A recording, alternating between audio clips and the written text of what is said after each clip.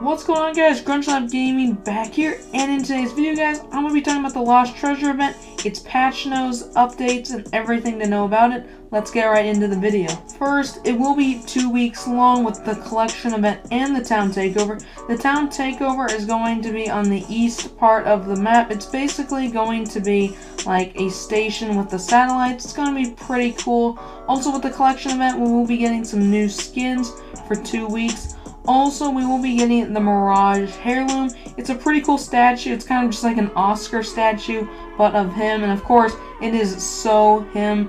Also, mobile respawn beacons are going to be introduced into the game, and after the 2 weeks, they're going to be sticking around forever. Also, Armed and Dangerous is going to come out again, basically in this new evolved mode, which will be lasting the 2 weeks. Only shotguns and snipers allowed, and you'll also be able to start with a Mozambique and Evo armor. So that's pretty cool, and everything else has been removed from the loot pool, and this will be kind of cool to see what happens with this. Of course, it's only going to stick around for 2 weeks, but that's all part of the event. Basically, guys, now into the legend updates, especially Lifeline, and this is true. So basically, replacing her passive, they're not really reworking her, and people that were speculating that you could revive 2 people at one time, that is false. Basically, with this, you will be, place the doc or the DOC to revive a teammate, and basically during this, it's going to do everything that she did, and basically you will be free if your Lifeline to basically protect the teammate. Also, this fully replaces Lifeline's old passive, including the fast heal. Her tactical is now 45 seconds, and it was 60 seconds, so that's a pretty big buff. Her ultimate is still the Lifeline care package. Now moving on to Octane's tactical, basically he's getting a 10% increase in speed while using his stim. Also, guys, his ultimate is really cool changed. Basically, you will be able to double jump in the air and also change your directional speed when you're using his launch pad. Now, it doesn't actually specify whether it's only for him, only he can double jump, or other players can. I'm guessing since it mentions jump pad, basically his jump pad can now perform these really cool abilities, so yeah, that's pretty cool. Now on to Revenant. So Revenant's actually getting pretty big buffs. He's actually going to be pretty big now. Basically, he will be able to cancel Pathfinder's mid-grapple, so if you're already in the air and get hit by this, you're automatically knocked out. This can also cancel Wraith's phase, but this is a little bit different. If she's already completed it, you're safe in the void, but if you are almost there, in those like seconds, like even like milliseconds, it will also prevent Mirage Cloak Revive, Mirage Decoy Control Activation, and Lifeline Combat Revive. Now his ultimate is insane. The range has been removed from the death totem, so basically as far as you can go now. There's no like circle, and basically what used to happen is there's like this circle, you cross the circle,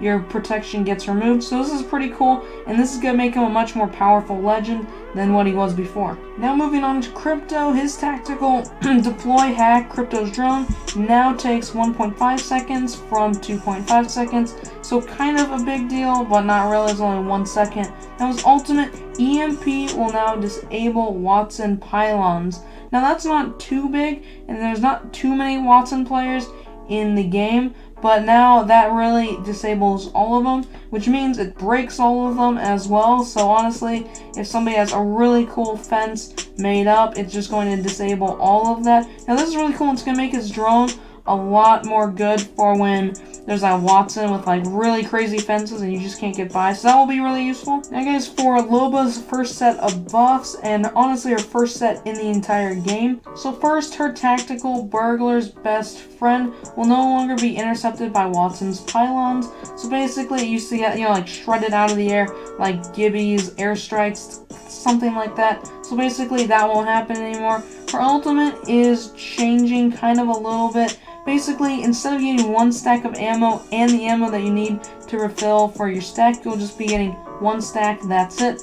Also, ultimate accelerants in Loba will now give you 20% of the ult charge up instead of 17.5%. Now guys, a couple buffs for Mirage. Now basically tactical, you can hold the tactical button and release to auto-control decoys. Decoys will also say lines now if they get shot to warn Mirage. For his passive, when cloaked, Mirage's hollow meters, so basically the little circles on his arms, will be visible to players that are less than 5 meters away. Now, this is a pretty cool buff for him. Skydive will now create decoys for the entire squad when skydiving and when still diving with your squad. So that's pretty cool. It'll still make decoys. Now it kind of sounds like he'll make decoys for your entire squad, or it'll be one whole squad of like Mirages. So basically 3 of them landing in one place to really confuse other squads. Now there is a nerf for Gibraltar. Fast heal granted inside the dome shield will be slowed down now.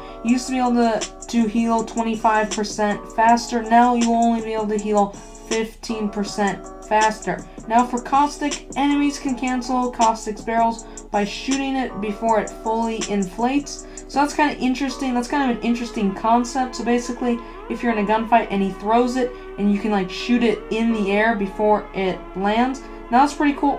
And why it's filling up. So that's kind of cool. That is a nerf to Caustic. Now guys, Wattson is kind of getting a nerf slash buff. Here, I'll read you what it says. So basically, Wattson's pylons now last up for 90 seconds instead of lasting the entire game if they're not broken.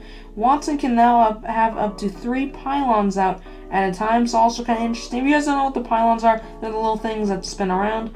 Wattson can now stack 2 ultimate accelerants per inventory slot. So basically what I think that means is you can have 2 stored up, just ready to be whipped out whenever you want. Now Wraith's is a little bit different. Now Wraith is getting a nerf here if you look at the details. It's so tiny, like the little minor changes that they made to her.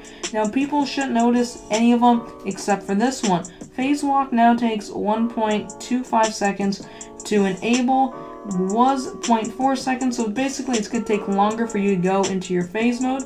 Now during this time, Wraith will receive a 20% move slow. So basically, you will pretty much be the most slowest person in the game while trying to go into the phase. Basically, you're defenseless, honestly, while trying to go into the void. Now that is something that Wraith players will have to look at. That's definitely something that's going to cost you, especially in like the last go when there's only like 2 squads left and you're really sweating it out and in fast gunfights. So it's something that will make Wraith really less effective in those ending games. But here are her buffs. So while she is in the phase, she will be able to run 30% move speed boost, so which is pretty cool.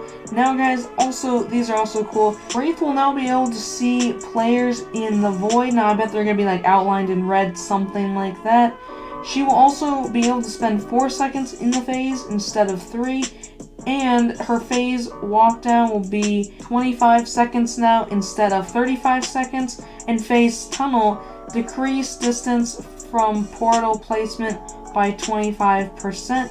So basically, you won't be able to string your portals that far anymore, which the portal system was super cool because you used to be able to go to really far distances and do some insane rotation ability, but you won't be able to do that anymore. Now, one more thing before I go, there are like these little tiny bug changes, which I will leave down in the description if you guys want to go check out these really minor bug changes. But basically, for people who hate the Havoc rifle, this isn't exactly your lucky day, but it's something like that. Greatly increased horizontal recoil for initial shots of the burst. So basically, Havoc will have more recoil. Also, the Havoc will only have 28 bullets or shots now compared to 32, which it already had. This actually update has all happened before. It's honestly pretty funny. It's really funny because before Season 5, or maybe even Season 4, it was 28 shots, and then they brought it back up to 32. So honestly, they really don't know where the Havoc needs to be. But I think 28 is the best, because people destroy with that gun.